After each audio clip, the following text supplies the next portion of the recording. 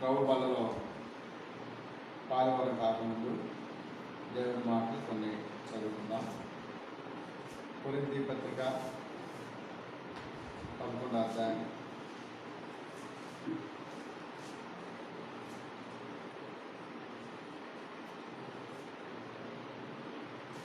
కొరింథీ 11:27 వచ్చిన కలిసి. కాబట్టి ఎవడు అయోగ్యంగా ప్రవేశించినో లేక పాత్రను కావునో వాడు ప్రవేశించడం గురించి రక్షణ గురించి అపరాధమే. 28 కూడా. కాబట్టి ప్రతి మనుషుడు తను పరీక్షించుకున్నాడు, అలా చేసి ఆరోగ్యం ఆ పాత్ర త్రాగలను. చాలు. నిర్గమకాండము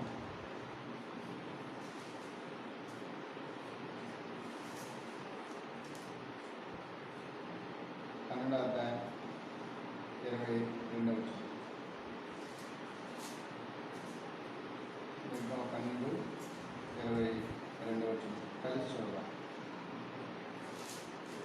మరియు హిస్సోపు కుంచె తీసుకొని పళ్ళెంలో ఉన్న రక్తంలో దాని నుంచి ద్వారబంధపు పైకమ్మని 2 నిలువు కమ్ములకును పళ్ళెంలో రక్తమును తాకిపోలేను.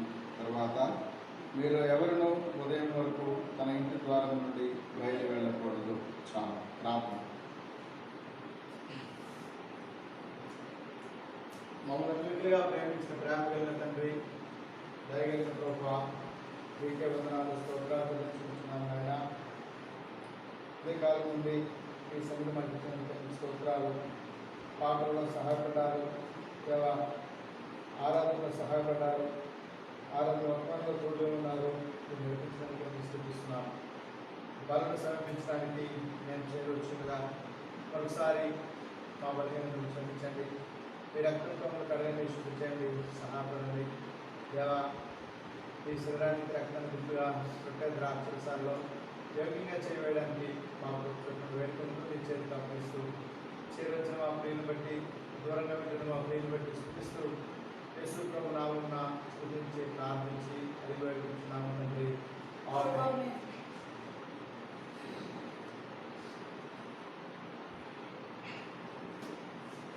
కొరింథీ పత్రిక 11:27-28 చదివాము.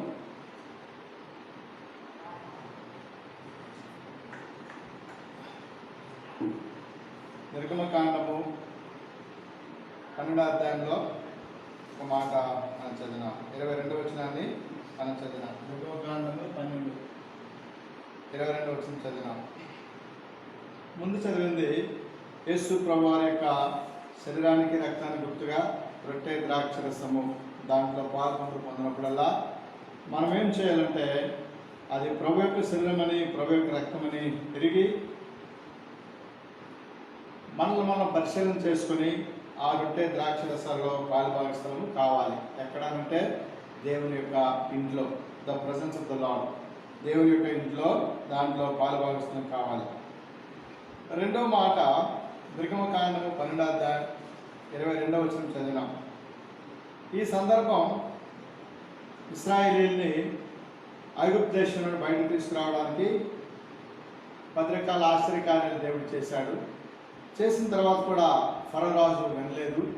ఆ తర్వాత దేవుడు ఫరో మోషే ద్వారా ఇశ్రాయేలుకి ఏం చెప్పాడంటే, ఇశ్రాయేలీయులారా మీరందరూ కూడా ఏం చేస్తారంటే ప్రతి ఒక్కడు కూడా ఒక ఇంటికి ఒక గొర్రెపిల్ల తీసుకొని దాన్ని వధించి దాని రక్తాన్ని ద్వారబంధం యొక్క నిలువు కొమ్ములకి, అలాగే పై అడ్డుకమ్మికి, లెంటర్స్ అంటారు, అలాగే అడ్డుకమ్మికి సైడ్ పోస్ట్ అంటారు, లెంటర్లు అంటారు. ఈ నిలువు కమ్ములు అడ్డుకమ్మికి కూడా ఆ రక్తాన్ని, గొర్రెపిల్ల యొక్క రక్తాన్ని పూయండి, మీరైతే ఇంట్లో ఉండండి అని ఇశ్రాయేలు అందరూ కూడా చెప్తాడు. చెప్పినప్పుడు ఇశ్రాయేలు అందరూ కూడా ఒక ఇంటి వాళ్ళు ఒక గొర్రెపిల్లను తినగలిగితే ఆ ఇంటి వాళ్ళందరూ కూడా గొర్రెపిల్లను తీసుకుని వధించాలా. ఆ రక్తాన్ని తీసుకుని హిస్సోపు పుడక ఆ పుడకతో నిలువు కమ్ములు పై కమ్మికి ఆ రక్తంతో పూసి ఆ ఇంట్లో వాళ్ళు ఉండాలా. ఇశ్రాయేలుకి ఇచ్చిన కట్టడ. సరే, ప్రతి ఇశ్రాయేలుడు కూడా గొర్రెపిల్లని తీసుకుని వధించాలా. ఆ రక్తాన్ని తీసుకుని ఇంటి నిలువు కమ్ములకి అడ్డుకమ్మికి రాసుకోవాలా. వాళ్ళు వాళ్ళ ఇళ్లలో ఉండాలా. ఇది ఇశ్రాయేలుకి ఇచ్చిన కట్టడ. ఇది ఐగుప్తీయులకి కట్టడ లేదు. ఐగుప్తీయులకి కట్టడ లేదు కాబట్టి ఐగుప్తీయులు ఆ రక్తం పూసుకోలేదు, వాళ్ళ ద్వారా పూసుకోలేదు కాబట్టి ఐగుప్తీయులు మామూలుగా ఉన్నారు. ఆ రాత్రి జరిగింది ఏమిటంటే 29వ వచనంలో ఆ రాత్రి జరిగింది ఏంటంటే నిర్గమకాండం 12వ అధ్యాయం 29లో అర్ధరాత్రి వేళ జరిగినది ఏమనగా, సింహాసనం మీద కూర్చున్న ఫరో మొదలుకొని సరసాలలో ఉన్న ఖైదీ యొక్క తొలిపిల్లల వరకు ఐగుప్తు దేశమందుల తొలిపిల్లలందరినీ, పశువుల తొలిపిల్లలందరినీ యెహోవా హతము చేశాను. ఆ రాత్రి ఫరోయు అతని సేవకులందరూ కూడా ఐగుప్తీయులందరూ కూడా లేచినప్పుడు శవము లేని ఇల్లు ఒకటైనా లేకపోయినందున, ఈ ఐగుప్తీయుల ఇళ్లలో ఆ రక్తం లేదు కాబట్టి రక్తం లేని ఇంట్లో మరణదూత, సంహారకుడు మరణదూత ప్రవేశించి ప్రతి ఇంటిలో కూడా ఆ పెద్ద కుమారుడు లేక ప్రతి పశువుల సాలలో కూడా మొదటి సంతానం ఆ ఐగుప్తు దేశం అంతట్లో కూడా చనిపోయినట్టుగా చూస్తున్నాం. ఇది చరిత్ర. It is the history of Egypt. It is the history of Israel. ఇశ్రాయేలుని విడిపించడానికి ఐగుప్తు దేశంలో దేవుడు అనుమతించినటువంటి ఒక ఘోష.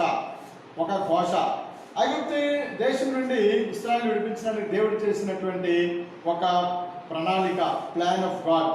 కాబట్టి ఐగుప్తీయులు రక్తం ఆశ్రయించలేదు కాబట్టి ఐగుప్తు దేశంలో ప్రతి ఇంట్లో కూడా శవం. ఇశ్రాయేలీలు రక్తం ఆశ్రయించినారు కాబట్టి ఇశ్రాయేలీలు ప్రతి ఇంటిలో కూడా క్షేమముగా ఉన్నట్టుగా మనం ఇక్కడ చూస్తాం. అంటే ఈ సందర్భంలోనే అక్కడ ఏమని రాయబడిందంటే 22వ వచనంలో, మీలో ఎవరు కూడా ఉదయం వరకు తన ఇంటి ద్వారము నుండి బయలు వెళ్ళకూడదు, ఇంట్లో నుండి బయటికి వెళ్ళకూడదు. నేడు మన భారతదేశంలో అయితేనేమి, మన ఆంధ్ర రాష్ట్రంలో అయితేనేమి, లేక ప్రపంచంలో కొన్ని దేశాల్లో కూడా ఇదే కట్టడ విధించబడింది బై ద గవర్నమెంట్స్. ఆయా ప్రభుత్వాల నుండి ఇదే కట్టడను వాళ్ళు ఆర్డర్ జారీ చేసినమాట. ఇంటి ద్వారం నుండి బయలు వెళ్ళకూడదు. అదే మన భాషలో లాక్డౌన్ అంటున్నాం. అంటే తాళాలు వేసుకోనండి, ఇంట్లో ఉండండి. కరోనా వ్యాధిని బట్టి మీరు ఎవరు కూడా దయచేసి బయటకు తిరగొద్దు, ఇంపార్టెంట్ విషయం అయితే తప్ప బయటకు తిరగొద్దు, మీరు ఇంట్లోనే ఉండండి అని ప్రభుత్వాలు మనకి ఆజ్ఞాపించినటువంటి ఒక విషయం. సరే, ఈ ఇంట్లో ఉండండి, ఇంట్లో బయటకు వెళ్ళకూడదు అని ఇశ్రాయేలుకి దేవుడు ఇచ్చినటువంటి కట్టడ. ఇంట్లోనే ఉండండి, ఇంట్లో బయటికి వెళ్ళకూడదు. ఆ రాత్రి వీళ్ళు బయటికి వెళ్ళినట్లయితే ఏమవుతుందనంటే, ద్వారము దాటితే దేవుడు వాళ్ళకి రక్షణ కల్పించడానికి, అంటే వడంబడికలో లేనట్టు అనమాట. ఇంట్లో లోపల ఉంటే రక్షణ, ఇంట్లో బయట ఉంటే మరి ఆయనకి రక్షణ లేదు, ఆయన చనిపోవచ్చు. ఆయన చావుకి దేవుడు కారణం కానే కాదు. పిల్లరా, ఈ ఇంటిని గురించి దేవుడు మొదటి నుండి కూడా చెప్తూనే ఉన్నాడు. దాదాపుగా కొన్ని వేల సంవత్సరాల నుండి కూడా ఈ ఇంటిని గురించి దేవుడు మాట్లాడుతున్నాడు. ఉదాహరణగా ఆది కాండంలో ఒక ఆయన ఉంటాడు. ఆది కాండం, ఈయన ప్రయాణమవుతూ ఒక దగ్గర రాత్రి అయింది. అక్కడ పడుకునేటప్పుడు ఏం చేసిందంటే, ఒక రాయి తీసుకున్నాడు, తలగడగా చేసుకుని పడుకున్నాడు. అది అసలు అరణ్యం. ఈ అరణ్యంలో ఈయన పడుకునింటే ఏం జరిగిందంటే, గాఢ నిద్ర పట్టింది. 28వ అధ్యాయం 13వ వచనం. నిద్రలో ఆయన ఏం చూస్తున్నాడంటే, ఇచ్చిన కలకన్నెను, 12వ వచనం. అతడు కలకన్నెను, అందులో ఒక నిచ్చెన భూమి మీద నిలబడి ఉండెను, దాని కొన ఆకాశమున అంటెను, దాని మీద దేవుని దూతలు ఎక్కుచు దిగుచు ఉండిరి. నేను నీ తండ్రి అబ్రహాము దేవుడను, ఇస్సాకు దేవుడను యెహోవాను, నీవు పండుకొని ఉన్న ఈ భూమిని నీకు నీ సంతానములకు ఇస్తాను.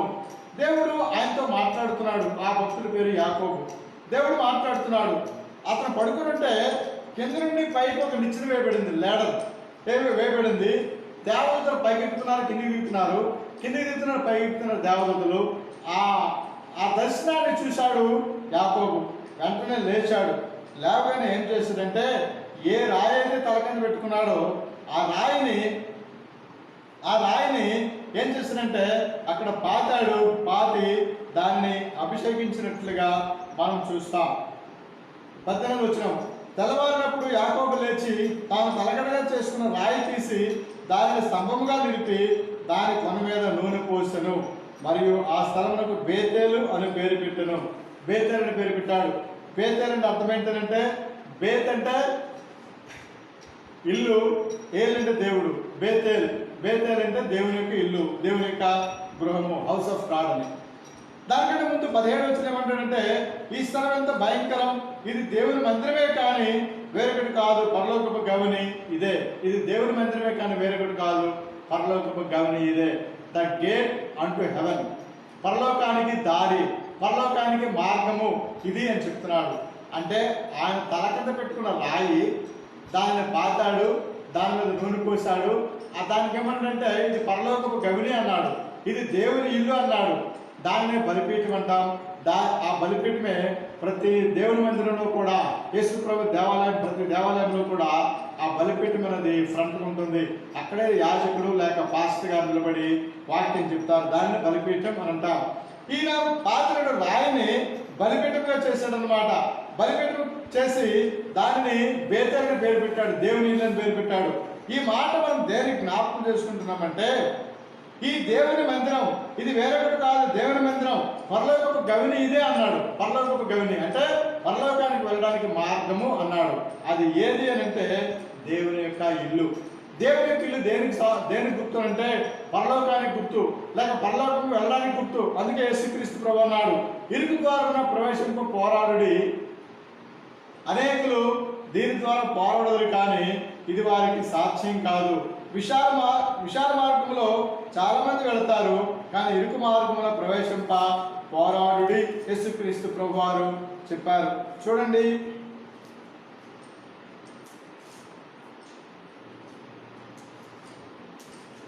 మత్తయి సువార్త ఉంటుంది 13 అనుకుంటా.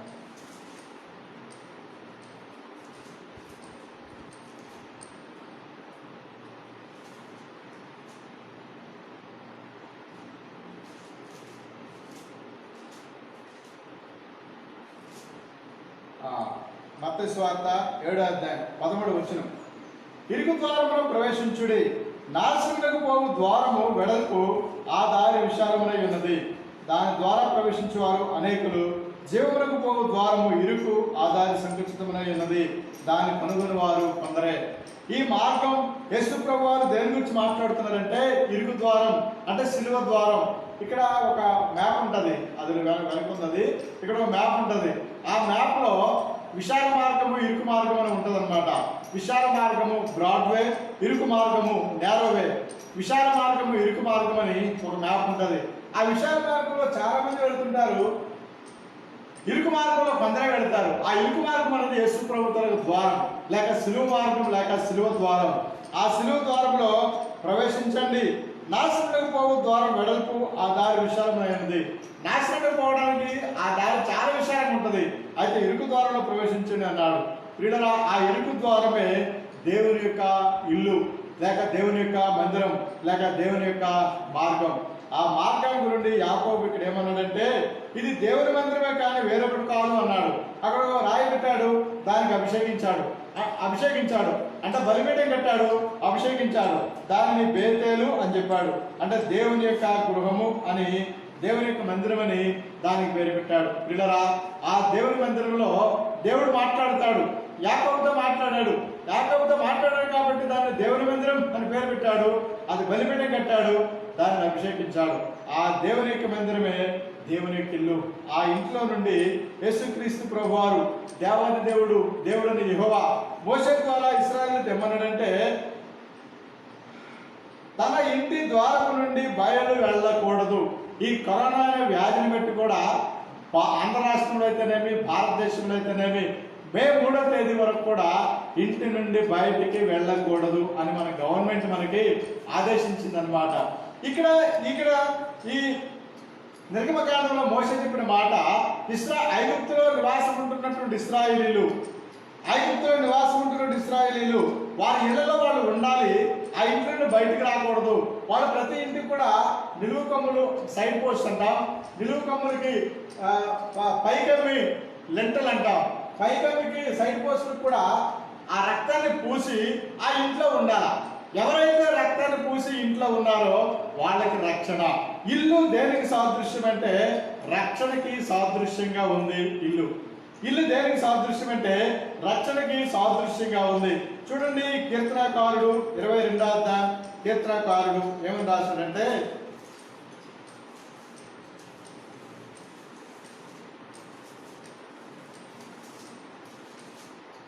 18వ అధ్యాయం కీర్తనకారుడు 18వ అధ్యాయం 2వ వచనం నేను చదువుతున్నాను. యెహోవా నా శైలము, నా కోట అంటే కొండ, నన్ను రక్షించువాడు, నా కేడము అంటే షీల్డ్ అంటే కవచం అన్నమాట, నా రక్షణ శృంగము. చాలు, నా రక్షణ శృంగము. ఇల్లు దేనికి గుర్తునంటే రక్షణకు గుర్తు అనమాట. రక్షణకి ఇల్లు గుర్తు అనమాట. ఎవరైతే దేవుని ఇంటిలో ఉంటారో, ఎవరైతే యేసుప్రభు రక్తాన్ని ఆశ్రయిస్తారో వాళ్ళకి క్షేమము. యేసుప్రభు రక్తాన్ని ఆశ్రయించిన వాళ్ళు వాళ్ళ పాపలు యేసుప్రభు క్షమించాడు. ఎవరి పాపలు యేసుప్రభు క్షమించాడో వాళ్ళు దేవుని ఇంట్లో ఉంటారు. వాళ్ళు దేవుని ఇంట్లో ఉండేటప్పుడు ఆ ఇల్లు వాళ్ళకి ఏమవుతుందనంటే రక్షణకి సాదృశ్యంగా ఉంటుంది. లేక వాళ్ళు రక్షణలో ఉన్నారు. దేవుని ఇంటిలో ఉన్న వాళ్ళు రక్షణలో ఉన్నారు. దేవుని ఇంట్లో ఉన్న వాళ్ళు రక్షణలో ఉన్నారు. అంటే దే ఆర్ సేవ్డ్ అన్నమాట. They are saved, they are safe. వాళ్ళు రక్షణలో ఉన్నారు, వాళ్ళు క్షేమంగా ఉన్నారు, వాళ్ళని దేవుడు రక్షించున్నాడు. ఒకటి. రెండోది, ఎవరైతే దేవుని ఇంట్లో ఉన్నారో వాళ్ళకి ఏమవుతుందనంటే, చదవండి యెషయా గ్రంథం 66వ అధ్యాయం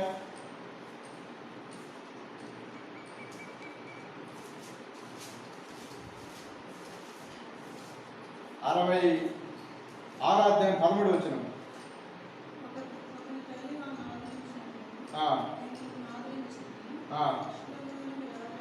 చాలు.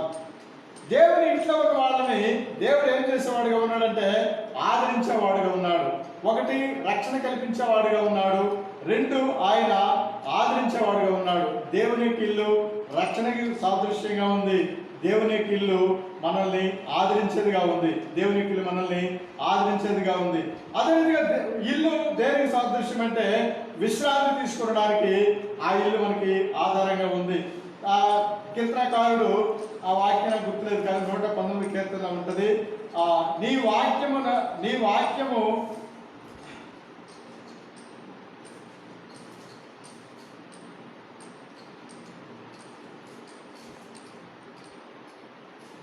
వాక్యము నాకు నెమ్మదినిస్తుంది అని చెప్తాడు కీర్తనకారుడు. ఎంత రెఫరెన్స్? 119 కదా. 119వ కీర్తన 50వ వచనం. నీ వాక్యము నన్ను బ్రతికించి ఉన్నది, నా బాధలో ఇదే నాకు నెమ్మది కలిగించున్నది. 3 విషయాలు మాత్రమే చెప్పాను. దేవుని యొక్క ఇల్లు రక్షణకు సాదృశ్యంగాను, దేవుని యొక్క ఇల్లు మనల్ని ఆదరించేది గాను, దేవుని యొక్క ఇల్లు మనకి నెమ్మదినిచ్చేదిగా ఉందన్నమాట. ప్రియులారా, ఎప్పుడనంటే ఆ ఇంట్లో ఉంటే, ఈ కరోనా పీరియడ్లో లేక మే 3వ తేదీ వరకు కూడా మనకి టీవీలోను, యాడ్లోను, వాట్సాప్లోను అన్నింటిలో కూడా వచ్చిందంటే బీ సేఫ్, బీ హోమ్. ఇంట్లోనే ఉండండి, క్షేమంగా ఉండండి. ఇంట్లో ఉండకపోతే మీకు క్షేమం లేదు. ఇంట్లోనే ఉండండి, క్షేమంగా ఉండండి. ఇంట్లో లేకపోతే క్షేమం లేదు. ఇశ్రాయేలుకి ఆ రోజు మోషే ద్వారా దేవుడు చెప్పిన మాట కూడా ఏంటంటే, మీరు ఇంట్లో నుండి బయటికి వెళ్ళకూడదు. ఇంట్లో ఉంటే ఏం జరుగుతుందంటే, ఒకటి, రక్షణ జరుగుతుంది. రెండు, ఆయన ఆదరించేవాడుగా ఉన్నాడు. మూడు, ఆయన నెమ్మదినిచ్చేవాడుగా ఉన్నాడు. ప్రియరా, ఎవరైతే యేసుప్రభు రక్తాన్ని ఆశ్రయించారో, ఎవరైతే యేసుప్రభు రక్తం ఆశ్రయించి యేసుప్రభు గుడి దేవుని యొక్క మందిరంలోనికి లేక దేవుని యొక్క ఇంట్లోనికి ఎవరైతే వచ్చారో వాళ్ళని ఆయన రక్షిస్తూ ఉన్నాడు. వాళ్ళకి ఆయన ఆదరిస్తూ ఉన్నాడు. వాళ్ళకి ఆయన నెమ్మదినిస్తూనే ఉన్నాడు. ప్రియరా, ఆ ఇంటిని ప్రేమిద్దాం, ఆ ఇంట్లో ఉందాం. ఇది మొదటిది. రెండో మాట ఏంటంటే, నిర్గమకాండము ఇంట్లో ఉండడానికి ఇంటికి వచ్చిన విషయాలు కూడా చెప్పాం మనం. ఒకటి, రక్షణ. రెండు, ఆదరణ. మూడు, నెమ్మది. రెండో విషయం, ఈ నిర్గమకాండము 30వ అధ్యాయం 21వ వచనం. నిర్గమకాండము 30వ అధ్యాయం 21వ వచనం. తాము చావట ఉన్నట్లు తమ చేతులను కాళ్ళను కడుక్కొనవలెను. అది వారికి, అనగా అతనికి అతని సంతతి వారికి తరతరములకు నిత్యమైన కట్టడ. తాము చావక ఉన్నట్లు తమ చేతులు కాళ్ళు కడుక్కొనవలెను. తాము చావక ఉన్నట్లు. ఇది ఏ సందర్భంలో రాశారంటే, అప్పుడు ప్రత్యక్ష గుడారం ఉండేది. ప్రత్యక్ష గుడారము ఎందుకన్నారంటే, ట్యాబర్నికల్ అంటాం, లేకపోతే టెంట్ ఆఫ్ మీటింగ్ అని అంటాం. ట్యాబర్నికల్ అంటాం, టెంట్ ఆఫ్ మీటింగ్ అని అంటాం. గుడారము. వాళ్ళు ప్రయాణం చేస్తూ ఉండేవాళ్ళు కాబట్టి, మోషే కాలంలో ఐగుప్తు దేశం నుండి కనాన్ దేశం వరకు ప్రయాణం చేస్తూ ఉండారు కాబట్టి, వాళ్ళ తరఫు మందిరము టెంట్ ఆఫ్ మీటింగ్, గుడారం మాత్రమే. అంటే టెంట్ వేసుకునే వాళ్ళు మళ్ళీ కదిలిపోయేవాళ్ళు, ప్రయాణం అయ్యేవాళ్ళు. మళ్ళీ ఆగినప్పుడు టెంట్ వేసుకున్న వాళ్ళు మళ్ళీ ప్రయాణం వెళ్ళిపోయేవాళ్ళు అనమాట. కాబట్టి దానికి టెంట్ అన్నారు. సరే, చివరికి వాళ్ళు కనాన్ దేశం చేరిన తర్వాత ఈ టెంట్ ఆఫ్ మీటింగ్ ని, ప్రత్యక్ష గుడారాన్ని వాళ్ళు మందిరంగా కట్టుకున్నారు. స్థిర నివాసం ఏర్పాటు చేసుకున్నారు. అది సొలొమోను కాలంలో దాన్ని మందిరంగా కట్టుకున్నారు సొలొమోను కాలంలో. అది పర్మనెంట్ బిల్డింగ్ అయిందనమాట. అది దేవుని యొక్క ఇల్లే, దేవుని యొక్క మందిరమే పర్మనెంట్ బిల్డింగ్ అయిందనమాట. మోషే సొలొమోను కాలంలో పర్మనెంట్ బిల్డింగ్ దాన్ని కట్టుకున్నారు. అంతవరకు అది గుడారమే. గుడారంలో దేవుడు ఉండేవాడు, గుడారంలో దేవుడి మనసు ఉండేది, గుడారంలో దేవుడు వాళ్ళతో మాట్లాడేవాడు. సరే, ఈ ప్రత్యక్ష గుడారానికి ముందు బలిపీఠం ఉండేది, దహన బలిపీఠం అని అంటారు. Burnt offering, altar of burnt offering అంటాం. దహన బలిపీఠం ఉండేది. ఉదాహరణగా ఇది మందిరం అనుకోండి, ఈ మందిరం ఎదురుగా బలిపీఠం ఉండేది, దహన బలిపీఠం ఉండేది. ఆ దహన బలిపీఠానికి మందిరానికి మధ్యలో గంగాళం ఉంటుంది, గంగాళం. ఆ గంగాళంలో వాటర్ ఉంటుంది. ఆ గంగాళం కూడా ఎత్తడి గంగాళము, ఎత్తడి పీట, ఎత్తడి గంగాళము వాటి మధ్యలో ఉందన్నమాట. 17వ వచనం, 30వ వచనం. యెహోవా మోషేతో ఇట్లనెను, కడుగు కొనుటకు నీవు ఎత్తడితో దానికి ఒక గంగాళమును ఎత్తడి పీటను చేసి. గంగాళము అంటే మనకిప్పుడు మెడికల్ డిపార్ట్మెంట్లో లేకపోతే డాక్టర్స్ దగ్గర, ప్రతి హాస్పిటల్లో కూడా డాక్టర్స్ దగ్గర చేతులు కడుక్కోవడానికి చిన్న స్టాండ్ మీద కొంచెం వాటర్ ఉంటుంది అనమాట. చిన్న పళ్ళెంలో వాటర్ ఉంటుంది, రౌండ్గా ఉంటుంది. అలాంటి షేప్లోనే రౌండ్గానే అది ఇత్తడితో చేశారు, ఇత్తడితో చేశారు. ఈ ఇత్తడితో చేసినటువంటి గంగాళము ఒక బాణ బలిపీఠానికి ప్రత్యక్షడానికి మధ్యలో ఉంటుంది. దాంట్లో వాటర్ ఉంటుంది అనమాట, దాంట్లో వాటర్ ఉంటుంది. ఆ వాటర్తో వాళ్ళు నీళ్ళు కడుక్కోవాలా. యేసు ప్రభువు ఒకసారి ఇలా అంటాడు, కానా వెళ్ళేటప్పుడు ఆ నీళ్ళని ద్రాక్షరసంగా మార్చేటప్పుడు ఆ కొంత వాటరు అక్కడ పీపాలో ఉంటుంది. ఆ పీపాలో పేరేమి రాబడిందంటే రాతి బాణలు అని ఉంటుంది. రాతి బాణలు అంటే అవి రాయితో తయారు చేశారు. మనం మాట్లాడుకున్నది క్రీస్తు శకం 1వ శతాబ్దం అంటే సుమారుగా రాతి అనుకుందాం. రాతితో తయారు చేసినటువంటి పీపాలు ఉండేవి అప్పుడు యేసు ప్రభు కాలంలో. ఇది మనం నిర్గమకాండం మనం చదివింది ఇంకా చాలా కాలం పూర్వం. అప్పుడు ఇత్తడితో చేస్తారు అన్నమాట దాన్ని. ఆ ఇత్తడి గంగాళంలో వాటర్ ఉంటుంది. ప్రత్యక్ష లోపలికి వెళ్ళే ప్రతివాడు కూడా ఏం చేయాలంటే ఖచ్చితంగా నీటితో కడుక్కోవాలి, ఖచ్చితంగా నీటితో కడుక్కోవాలా. నీటితో కడుక్కోవాలా. ఏం కడుక్కోవాలంటే చేతులు కడుక్కోవాలా, కాళ్ళు కడుక్కోవాలా, చేతులు కడుక్కోవాలా, కాళ్ళు కడుక్కోవాలా. ఇప్పుడు గవర్నమెంట్ వాళ్ళు కూడా మనకి ఇచ్చిన ఆజ్ఞ ఏంటంటే మీరు సేఫ్గా ఉండాలంటే, క్షేమంగా ఉండాలంటే, బతికి బట్ట కట్టాలనుకున్నట్టయితే చేతులు కాళ్ళు కడుక్కోండి అని చెప్తున్నారు. బయటకు వెళ్ళారా, పోలీసులు అక్కడ అనౌన్స్ చేస్తున్నారు ఏమనంటే ముఖానికి మాస్క్ పెట్టుకోండి, ఇంటికి వెళ్ళగానే బట్టలన్నీ కూడా డెటాల్తో ఉతుక్కోండి, తలతో సహా డెటాల్తో కడుక్కోండి, ఒళ్ళంతా కూడా కడుక్కోండి, బట్టలను కూడా కడుక్కోండి, పూర్తిగా కడుక్కోండి అంటున్నారు. సరే, ఇంట్లో ఉంటే కూడా మీరు ఏం చేయాలంటే చేతులు కడుక్కోండి, మాటిమాటి కడుక్కోండి అంటున్నారు. మీరు దేంతో కడుక్కోవాలంటే సబ్బుతో కడుక్కోమంటున్నారు, శానిటైజర్తో కడుక్కోమంటున్నారు. అప్పుడు శానిటైజేషన్ లేదు. మోషే దీన్ని రాసినప్పటికి శానిటైజేషన్ ఇలాంటివి లేవు.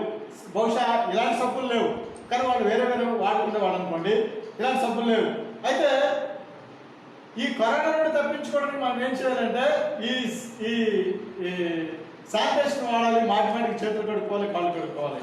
ఇక్కడ మోషే చెప్పిన మాట ఏంటంటే దేవుని ఇంట్లో మీరు వెళ్ళేటప్పుడల్లా మీరు ఏం చేయాలంటే కాళ్ళు కడుక్కోవాలా, చేతులు కడుక్కోవాలా, కాళ్ళు కడుక్కోవాలా, చేతులు కడుక్కోవాలా. ఇక్కడ ఒక మాట రాయబడి ఉంది, తాము చావకుండా ఉండునట్లు, not to die, wash your hands and legs. మాట మీరు మందిరానికి వెళ్ళిన ప్రతిసారి కూడా చేతులు కడుక్కోండి, కాళ్ళు కడుక్కోండి, చచ్చిపోకుండా ఉండడానికి. బతకాలనుకుంటే బతకట్టాలనుకుంటే చేతులు కాళ్ళు కడుక్కొని మందిరానికి వెళ్ళండి. పిల్లరా, ఈ నీరు దేనికి సాదృశ్యం ఉందంటే బైబిల్లో నీరు అనేది వేరే సందర్భంలో వేరే విషయాల గురించి ప్రస్తావిస్తుంది.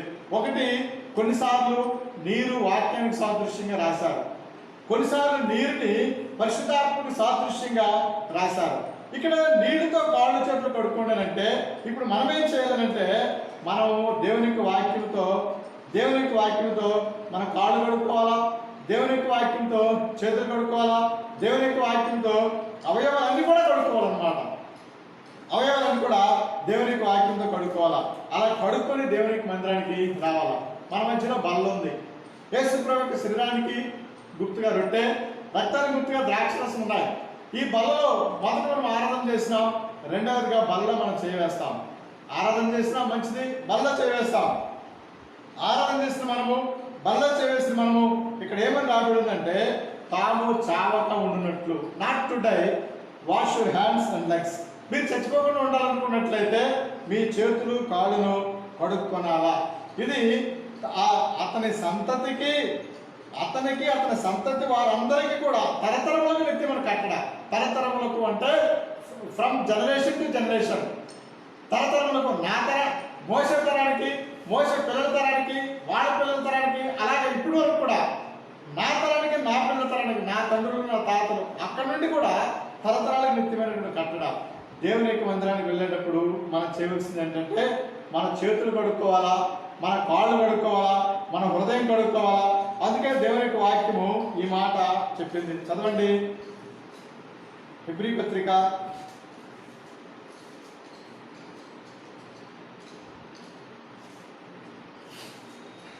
4:12.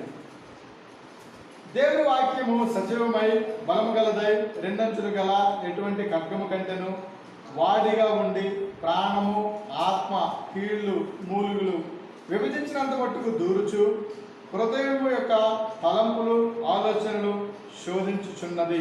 అంటే వాక్యం గుచ్చుకుపోతుంది అనే మాట ఇక్కడ మనం చదివినాం. ఇక్కడ ప్రాణము, ఆత్మ డివైడ్ చేసింది.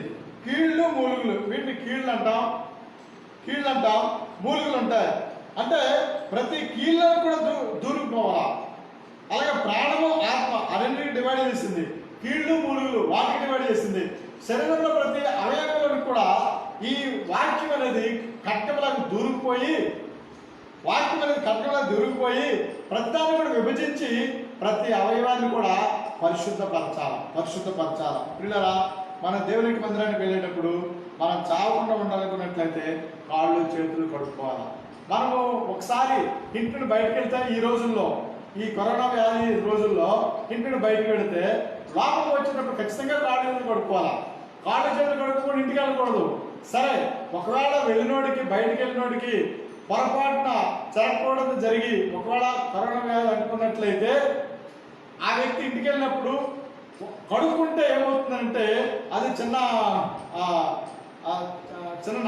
నల్లలాగా ఉంటుంది. లేక దగ్గులో కానీ, కళ్ళలో కానీ, లేక చీముల్లో కానీ కలిసిపోయినటువంటి చిన్న వైరస్ అది, కనీకరమైన వైరస్ అది. ఒకవేళ అక్కడ చేతుల మీద ఉండిపోతే కడుక్కుంటే అది పోతుంది. ఒకవేళ బట్టల మీద పడి ఉంటే కడుక్కుంటే అది పోతుంది. అది పోతుంది. కాబట్టి ఈ వ్యక్తి సేఫ్. ఓకే, ఈ వ్యక్తి సేఫ్. ఒకవేళ చచ్చిపోతే ఈ వ్యక్తి చచ్చిపోతాడు. కానీ ఇంటి వాళ్ళు క్షేమంగా ఉండాలనుకున్నట్లయితే ఆ వ్యాధిని బయట వదిలించుకొని వెళ్ళాలి. ఆ వ్యాధిని తగలకూడదు అనమాట. ఇంట్లో వాళ్ళు క్షేమంగా ఈయన క్షేమంగా ఉంటాడు ఒకటి, ఇంట్లో వాళ్ళు కూడా క్షేమంగా ఉంటారు. ఇక్కడ వాక్యం ఏం చెప్తుందనంటే తాము చావక ఉండినట్లు, మీరు చచ్చిపోకుండా ఉండాలంటే దేవుని యొక్క వాక్యము అనే నీటితో మీరు కడుక్కోవాలా. దేవుని యొక్క వాక్యం అనే నీటితో మీరు కడుక్కోవాలా. అలా కడుక్కొని దేవుని యొక్క మందిరంలోనికి వెళ్ళాలా.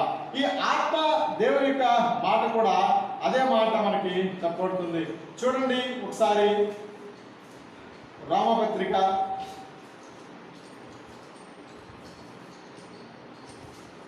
8వ అధ్యాయం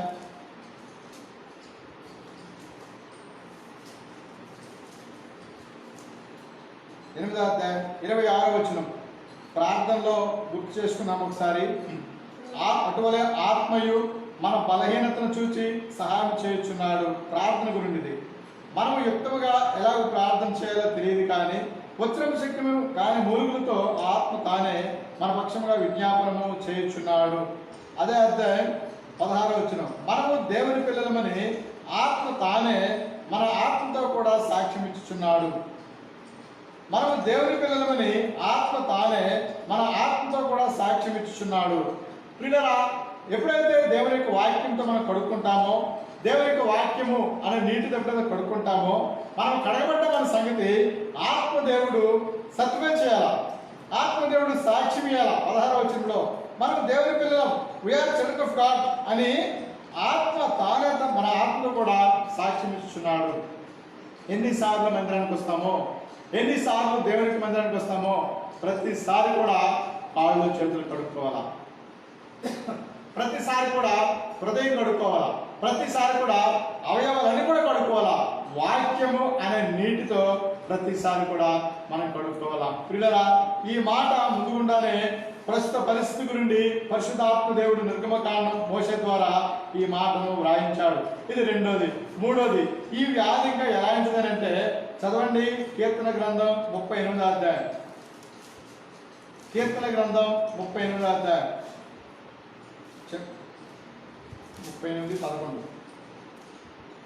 38:11.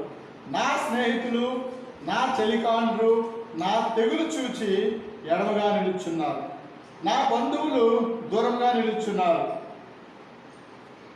నా స్నేహితులు, నా చెలికాండ్రు నా తెగులు చూచి ఎడమగా నిలుచున్నారు, నా బంధువులు దూరంగా నిలుచున్నారు. దావీదు రాస్తున్న కీర్తన ఇది.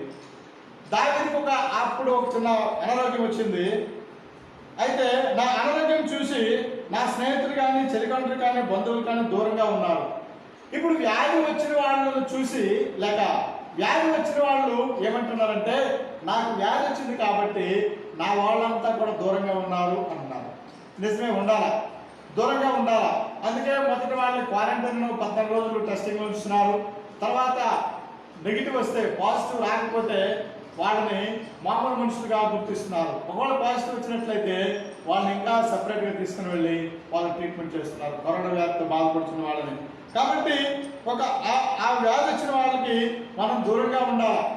ఇక్కడ పరిశుద్ధాత్మ దేవుడు మనకు చెప్పిన పాఠం ఏంటంటే, యేసుక్రీస్తు ప్రభు రక్తంతో కడుగుబడిన మనము, యేసు ప్రభు యొక్క రక్తంతో కడుగుబడిన మనము, 1 కొరింథీ పత్రిక 6వ అధ్యాయం మనం ఏ రీతిగా ఉండాలి అని అంటే, చదవండి 5వ అధ్యాయం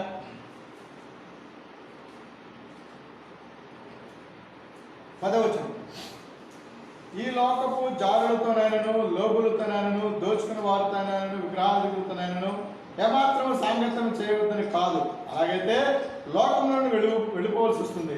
ఇప్పుడైతే మీరు ఏం చేస్తారంటే, సహోదరుడు అనబడిన వాడు ఎవడైనా, అంటే విశ్వాసమైన వాళ్ళు ఎవరైనా సరే, జారత్వం, జారుడు, లోబి అంటే గ్రీడీ అంటాం, అంటే సరిగా ఖర్చు పెట్టిన వాళ్ళు, దేవుని నమ్ముకొని, యేసు ప్రభుని నమ్ముకొని, యేసు ప్రభును కలిగి ఉండి, యేసు ప్రభు యొక్క కార్యాన్ని చేయకుండా లోభత్వం, అంటే తన డబ్బులు తనే దాచుకొని దేవుని కొరకు ఖర్చు పెట్టకుండా ఉంటే వాళ్ళని లోబులు అన్నారు, లోబి అన్నారు. సరే, జారుడు అంటే జారత్వం, లోబి అంటే లోబుడు, తర్వాత విగ్రహాధికుడు, తిట్టుతున్నవాడు కానీ, త్రాగుబోతు కానీ, దోచుకుని వాడు కానీ అయినట్టయితే అలాంటి వాళ్ళతో సాంగత్యం చేయకూడదు, అసలు వాళ్ళతో భోజనం కూడా చేయకూడదు. విశ్వాసాన్ని మీరున్నారా? మీలో ఇంకెవరైనా విశ్వాసం ఉన్నారా?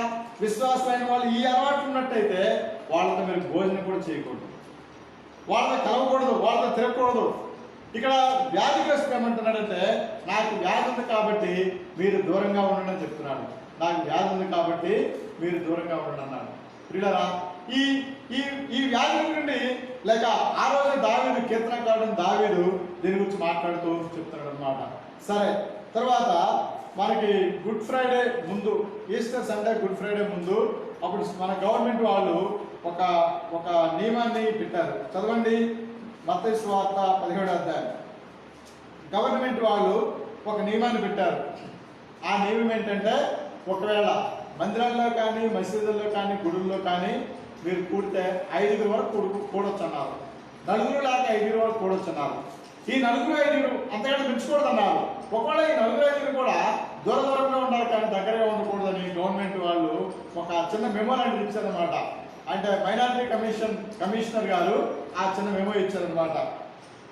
మత్తయి సువార్త 17వ అధ్యాయం 7వ వచనం, 1వ వచనం. 6 దినాల తర్వాత యేసు పేతురును, యాకోబును, అతని సహోదరులను యోహానును వెంట పెట్టుకుని ఎత్తైన కొండ మీదకి ఏకాంతంగా పోయి వారి ఎదుట రూపాంతరం పొందారు. ముగ్గురు తీసుకుని వెళ్ళి యేసుక్రీస్తు ప్రభు వారు కొండ మీదకి వెళ్ళాడు, అక్కడ రూపాంతరం చెందాడు. దాన్ని రూపాంతరపు కొండ అని అంటారు. ద మౌంట్ ఆఫ్ ట్రాన్స్ఫిగరేషన్ అంటారు, రూపాంతరపు కొండ. రూపాంతరపు అనుభవం అని కూడా అంటారు దీన్ని, రూపాంతరపు అనుభవం. ముగ్గురు తీసుకుని వెళ్ళాడు. ఈ ముగ్గురితో కలిపి, యేసు ప్రభుతో కలిపి ఎంతమంది అయినారంటే 4 అయ్యారు. ఈరోజు పేపర్లో, సాక్షి పేపర్లో రంజాన్ స్టార్ట్ అయిన కారణంగా ముస్లిం పెద్దలు, మత పెద్దలు ఆ మసీదులో, విజయవాడలో మసీదులో వాళ్ళు ప్రార్థన చేసుకుంటున్నారు. ఎంతమంది ఉన్నారంటే కరెక్ట్గా 5 ఉన్నారు. 5 అంటే గవర్నమెంట్ ఇచ్చినటువంటి వెసులుబాటు అది. 4 లేక 5 వరకు ఉండొచ్చని. గుడ్ ఫ్రైడే ముందు స్టేట్ గవర్నమెంట్ ఇచ్చిందనమాట. 4 లేక 5 వరకు మందిరాలు ఉండొచ్చని ఒక మెమో ఇచ్చింది. మైనారిటీ కమిషనర్ గారు మెమో ఇచ్చారు. ఆ తర్వాత మళ్ళీ మెమో వెనక్కి తీసుకున్నారు. అది మెమోయే కానీ మేము మీకు ఆథరైజ్డ్ ఇవ్వలేదు, అలాగే వద్దని చెప్పి మళ్ళీ వాళ్ళు గవర్నమెంట్ డెసిషన్ ఇచ్చింది. కాబట్టి ఆ రీతిగా కూడా మనం కూడుకోవడానికి అవ్వలేదు అనుకోండి, వేరే సంగతి అది. అయితే ఈ రంజాన్ సందర్భం కాబట్టి వాళ్ళు 5 వరకు గవర్నమెంట్ అలౌ చేసిందేమో. ఆ ముస్లిం పెద్దలు 5 అక్కడ ప్రార్థన చేస్తున్నట్టుగా నేను పేపర్లో చూశాను అనమాట. దీన్ని కూడా అంటే ఎందుకు ఇలా ఈ మాత్రం డెసిషన్, ఈ మాత్రం వెసులుబాటు ఇచ్చినారంటే ప్రతి దానికి కూడా మన బైబిల్ గ్రంథంలో దాని యొక్క వివరణ చూడగలం. ఇక 4 ఒకటి ఇంటి నుండి బయటకు వెళ్ళకూడదని చెప్పాను. నిర్గమకాండము 12వ అధ్యాయం 22వ వచనంలో. 2 కాళ్ళు చేతులు కడుక్కోవాలా 30వ అధ్యాయం 12వ వచనం. 3 వ్యాధిగ్రస్తులకు దూరంగా ఉండాలా, లేకపోతే మీకు వ్యాధి రాకపోతే మీరు దూరంగా ఉండండి. ఇది కూడా ఎక్కడ వచ్చిందంటే కీర్తనకారుడు 38వ అధ్యాయం 11వ వచనంలో ఆ విషయాన్ని రాశాడు. సరే 4 లేక 5 వరకు ఉండొచ్చు. యేసుక్రీస్తు ప్రభువారు ఆయన ప్రార్థనకు వెళ్ళేటప్పుడు లేక కొన్ని సందర్భాల్లో ఈ ముగ్గురునే తీసుకుని వెళ్ళాడు. చాలా దగ్గరలో కూడా ఈ ముగ్గురునే తీసుకెళ్ళినట్టుగా చూస్తాం. 4వది ఏంటంటే ఇది 4వది అయింది. 5వ విషయం ఏంటంటే వ్యాధి ఒకవేళ వచ్చిందో లేదో తెలుసుకోవడానికి ఆ వ్యక్తిని ఎన్ని రోజులు వేరేగా ఉంచుతారు? 14 రోజులు ఉంచుతున్నారు. ఈ 14 రోజులు కూడా లేవికాండం 13వ అధ్యాయం 14వ అధ్యాయంలో అక్కడ మోషేకి దేవుడు ఇచ్చినటువంటి కట్టడ ఎలా ఉంటుందనంటే చూడండి.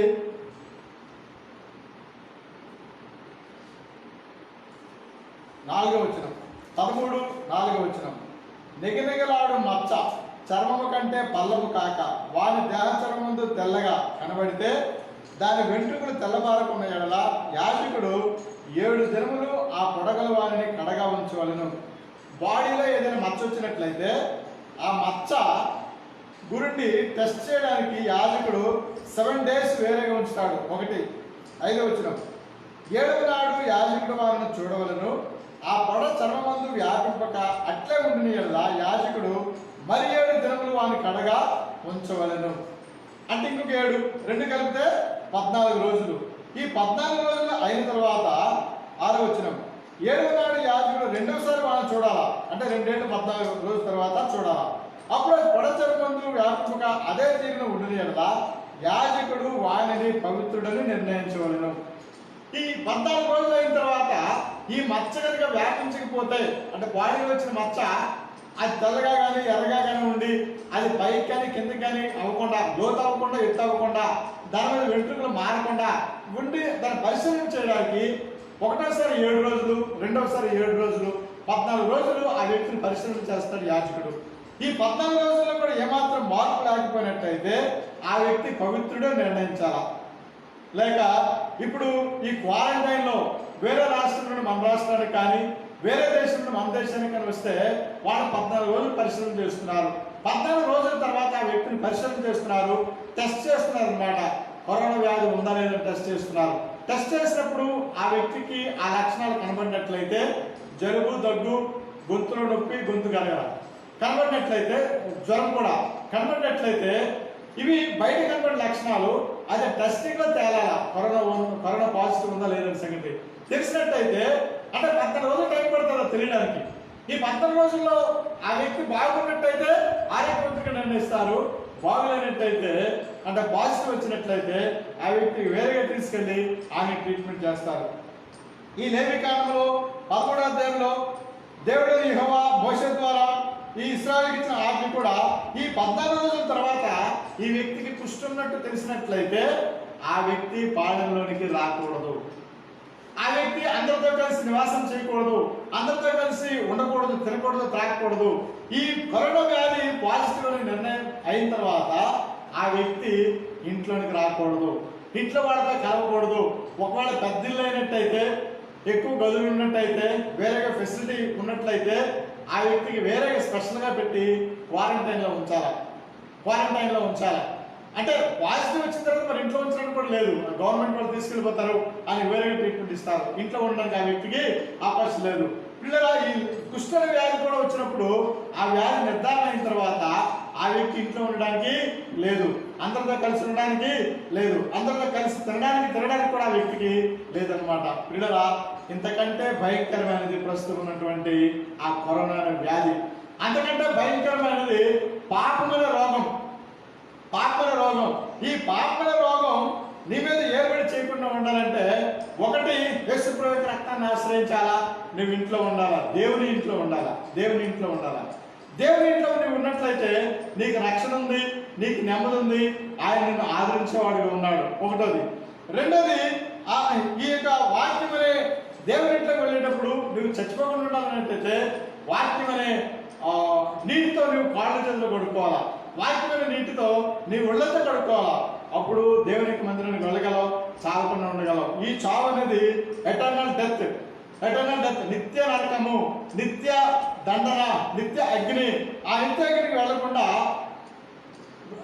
ఉండాలంటే, నీకు బతకాలంటే యేసుప్రభు యొక్క రక్తము, యేసుప్రభు యొక్క వాక్యము అనే నీటితో నీ శరీరమంతా కడుక్కోవాలి. అలాగే పాపముతో సహవాసం చేస్తున్న వారికి నువ్వు దూరంగా ఉండాలా. ఈ కరోనా వ్యాధి అంటే ఒకడు వస్తే చచ్చిపోతాడు, కానీ పాపమైన వ్యాధి ఉన్నట్టయితే చనిపోయిన తర్వాత నిత్య నరకానికి అగ్నిగుండానికి వెళ్తాడు. ఆ అగ్నిగుండానికి వెళ్లకుండా ఉండాలంటే పాపంతో సహవాసం చేస్తున్న వారితో నువ్వు సహవాసం చేయకూడదు, నేను సహవాసం చేయకూడదు. సరే, అలాగే నాలుగోది ఏమిటంటే గవర్నమెంట్ ఇచ్చిన ఇన్స్ట్రక్షన్స్ దేని బట్టి ఇచ్చినారంటే, ఆ రోజు యేసుక్రీస్తు ప్రభు వారు ముగ్గురు తీసుకుని వెళ్ళి నలుగురితో సహవాసం ఆయన ఉండేవాడు అనమాట. ఈ రోజు కూడా మన గవర్నమెంట్ ఇచ్చినటువంటి ఆదేశం కూడా అదే. ఐదవది, ఈ 14 రోజులు ఎందుకు నిర్ణయించారంటే ఈ 14 రోజుల దాంతో విషయం మనకి తెలుస్తుంది. సరే, ఆ కుష్ఠపోవడం నిర్ణయం అయితే ఆ వ్యక్తి లోపల రాకూడదు. అలాంటి కుష్ఠ వ్యాధిని యేసుక్రీస్తు ప్రభు వారు ముందు చూసినట్టుగా యేసుక్రీస్తు ప్రభు వారు మీరు వెళ్ళండి, యాజకులు కనపరుచుకొని అన్నాడు. యాజకులు కనపరుచుకొని మీరు బాగైపోతారు, మీరు సమాజంలో కలిసిపోవచ్చు అన్నారు. ప్రియులారా, దాదాపు ఒక 100 సంవత్సరాల క్రితం అనుకోండి, 100 సంవత్సరాలు కాదు, 80-90 సంవత్సరాల క్రితం వేరే దేశం నుండి మన భారతదేశానికి వచ్చి కలకత్తా సిటీలో ఉండి 18 సంవత్సరాల వయసులోనే యేసు ప్రభుకి తన జీవితాన్ని త్యాగం చేసుకుని 18 సంవత్సరాల వయసులోనే త్యాగం చేసుకుని కలకత్తా పట్టణానికి వచ్చి ఇలాంటి కుష్ఠ వ్యాధులు మధ్యలోను అలాగే రోగుల మధ్యలోను సేవ చేసుకునే ఒక వ్యక్తి మన భారతదేశంలో నివాసం ఉన్నారు, కలకత్తా పట్టణంలో. ఆ వ్యక్తి చేసిన సేవను బట్టి ఆ కలకత్తా సిటీ అంతా కూడా ఏ బస్సు ఎక్కినా ఆవిడకి ఫ్రీ ఇచ్చినట్టుగా ఆ వ్యక్తికి పర్మిషన్ ఇచ్చారు. కలకత్తా సిటీ మొత్తం కూడా బస్ పాస్ ఇచ్చారు. ఆ తర్వాత ఆ వ్యక్తి చేసిన సేవలకి ఆ రాష్ట్రం గమనించి ఆ రాష్ట్రం అంతా ఎక్కడికి వెళ్ళినా సరే బస్సు ఫ్రీ, ట్రైన్ ఫ్రీ కూడా ఇచ్చారనమాట. ఆ తర్వాత ఆ వ్యక్తి చేసిన సేవలు గమనించి మన భారతదేశం అంతా కూడా ఆ వ్యక్తికి ఫ్రీ పాస్ ఇచ్చారు, బస్సుకి ఇచ్చారు, ట్రైన్కి ఇచ్చారు, ఫ్లైట్కి కూడా ఇచ్చారు. ఆ తర్వాత ఏ దేశంలో కూడా ఆ వ్యక్తికి ఫ్రీ ఇచ్చారు మన గవర్నమెంట్ వాళ్ళు ఇచ్చినటువంటి ఫెసిలిటీ. కారణం ఏంటంటే ఇలాంటి కుష్ఠ రోగుల మధ్యలో సేవ చేసినటువంటి వ్యక్తి. ఆ వ్యక్తి పేరు ఏంటంటే మదర్ తెరిసా గారు. నోబెల్ పీస్ అనే శాంతి అవార్డు కూడా, అంటే ప్రపంచంలో ప్రతిష్టాత్మకమైనటువంటి ప్రైజ్ అది, ప్రతిష్టాత్మకమైనటువంటి రివార్డు అది. ఆ రివార్డుని నోబెల్ పీస్ రివార్డు కూడా ఆమెకి ఇచ్చింది నోబెల్ పీస్ డిపార్ట్మెంట్. అది అలా చేయడానికి కారణం ఏంటంటే కుష్ఠ రోగుల మధ్యలో ఆమె సేవ చేశారు. ఇది అందరికీ సాధ్యమయ్యే పని కాదు. వాళ్ళకు చూస్తేనే మనం వాళ్ళకి చాలా దూరంగా ఉంటాం, వాళ్ళ దగ్గర వెళ్ళలేము. బట్ వాళ్ళ దగ్గరికి వెళ్ళి ఆ కుష్ఠ రోగుల్ని సర్వీస్ చేశారనమాట. తర్వాత ఒకసారి చాలా అలాంటి సేవా కార్యక్రమాలు చేశారు. ఒకసారి చిన్నపిల్లలు ఆ ముక్కు నుండి వస్తున్నటువంటి ఆ చీముడిని కూడా తన క్లాత్తో, సొంత బట్టతో తుడిచినటువంటి సందర్భాలు కూడా ఆ వ్యక్తి జీవితంలో మనం చూడగలం. అలాంటి కుష్ఠరోగులు యేసుక్రీస్తు ఏం చేశారంటే వాళ్ళు వచ్చారు, ప్రభావం కరుణించమన్నారు, మీరు వెళ్ళండి, యాజకులను కనపరచుకోండి, మీరు బాగవుతారని చెప్పారు. అలాంటి కుష్ఠరోగులే కాదు, భయంకరమైనటువంటి పాపరోగం కలిగిన వాళ్ళని యేసుక్రీస్తు ప్రభు వారు కడిగాడు, శుద్ధి చేశాడు, తన రాజ్యానికి వారసుగా చేసుకున్నాడు. ఇలా ఆ యేసుక్రీస్తు ప్రభు యొక్క రక్తం మనకు వచ్చినట్లయితే, ఆ యేసు ప్రభు రక్తం మనకు వచ్చినట్లయితే ఆయన ఇంట్లో ఉండగలం. యేసు ప్రభు రక్తం మనకు వచ్చినట్లయితే ఆయనను రక్షిస్తాడు, ఆయనకి శాంతి ఇస్తాడు, ఆయనను ఆదరించేవాడు ఉన్నాడు. అలాంటి వాళ్ళని తన యొక్క శరీరానికి రక్తాన్ని గుర్తుకున్న రొట్టె ద్రాక్ష రసాల్లో పాలు పంపులు పొందమని యేసుక్రీస్తు ప్రభు వారు జ్ఞాపకం చేసుకుంటున్నాడు. అది పాలు పంపులు పొందిన ప్రతి వాడు కూడా ఆయన మరణాన్ని ప్రచురించాలా. పాలు పంపులు పొందిన ప్రతి వాడు కూడా ఆయన యొక్క రాకడ కొరకు ఎదురు చూసిన వాళ్ళగా మనం ఉన్నాం. అలా మనం ఉండాలని ప్రభువుని సిద్ధపరచాలని ఆయన ఇష్టపడుతున్నాడు. రండి, మోకరించండి, ప్రార్థన చేసుకుందాం.